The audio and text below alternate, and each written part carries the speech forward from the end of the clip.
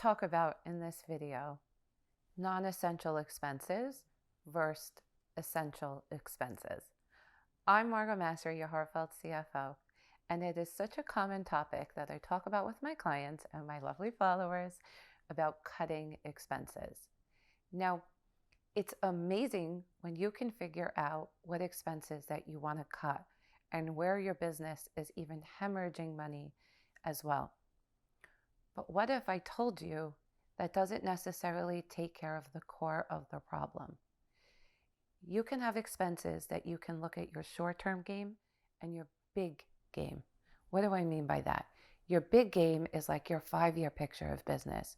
Your short-term picture could be cutting out marketing expenses because of the pandemic, or cutting out your coach, or cutting out your accountant. However, it's not really taking care of the core. Let's talk about the famous example of coffee. Are you a person who buys coffee? Are you going into Starbucks? Are you going into the local coffee shop and buying coffee? It's okay either way, but let's identify why you're buying the coffee. For instance, if you stayed up the night before and you worried about payroll, you worried about how you're going to come up with the money. Now you woke up late and then you can't get to the office on time. Are you dashing to Starbucks or to 7-Eleven, whatever your favorite coffee house is, to be able to stay awake and get through the day? You're almost like surviving. You're not thriving. Can you see where I'm going with this, where it becomes like a financial burden, the expense, and it's not necessarily something essential? When I work with clients one-on-one for their budget, what happens is that they don't realize the difference of the category of what's essential and non-essential. Let's talk about in our home. In our home, what's essential? Light, food, gas, water, cell phones these days, internet. Those are essential. What's non-essential or more luxury is luxury cars, travel. Now, a lot of my clients will say, oh, I can't show up in a car like that because of the model of business that they're in. You can show up however you want.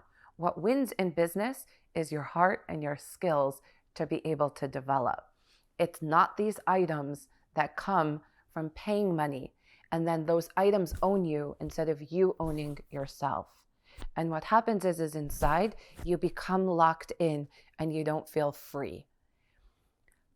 A different client of mine, she came to me and she was letting me know that she was having constant anxiety about expenses. What was happening was that when she would get stressed out and she would divulge into spending, it would really get her into these panic attacks because she would have massive guilt over the spending. Let me ask you, listening to this, what's an example of something non-essential that you think that you can cut, but it's also taking care of the core issue of the money fundamental concept here?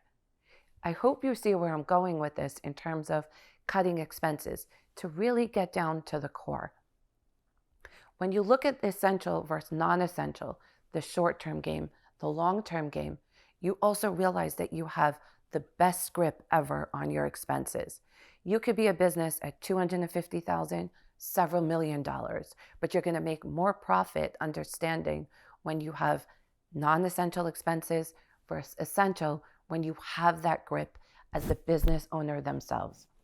Now, for all my team players listening to this as well, I want you to keep this in mind, because let's say you're running late to your office or to your remote setting as well. And then you're like, Margot, how am I running late to my remote setting? I work from home.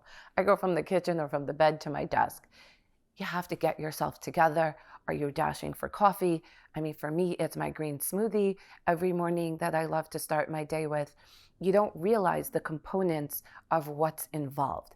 And this is your key to monitoring your expenses.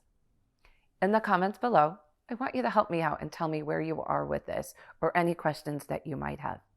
And as always, any questions, let me know, and I look forward to talking to you soon.